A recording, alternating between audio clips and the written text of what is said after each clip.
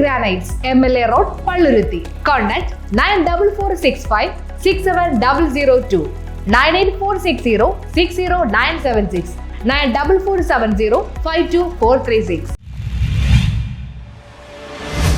തോപ്പുംപടിയിൽ 20 gram MDMA-യുമായി ദമ്പതികൾ അറസ്റ്റിലായി. MDMA-യുമായി ദമ്പതികളെ തോപ്പുംപടി പോലീസ് അറസ്റ്റ് ചെയ്തു. 20 ഗ്രാം MDMA-യുമായി മുണ്ടമ്പേലി കാളിപ്പറമ്പിൽ വീട്ടിൽ ഫ്രാൻസിസ് സേവ്യർ 34, ഭാര്യ മെരിയ ടെസ്മ 29 എന്നിവരെയാണ് തോപ്പുംപടി പോലീസ് പിടികൂടിയത്. മദർ തെരേസ എന്ന സ്ഥലത്തിനടുത്തുള്ള മിൽമ ജംഗ്ഷന് സമീപം താമസിക്കുന്ന ഫ്രാൻസിസ് സേവ്യറും അയാളുടെ ഭാര്യ ടെസ്മയും ചേർന്ന കുടുംബ വീടായ മുണ്ടമ്പേലിയിലുള്ള മാർട്ടിൻ എന്നയാളുടെ വീട്ടിൽ നിരോധിത മയക്കുമരുന്നായ MDMA വിൽപ്പനയ്ക്കായി സൂക്ഷിച്ചിട്ടുള്ളതായി വിശ്വാസയോഗ്യമായ രഹസ്യവിവരം ലഭിച്ചതിന്റെ അടിസ്ഥാനത്തിൽ നടത്തിയ പരിശോധനയിലാണ് പ്രതികൾ പിടിയിലായത്.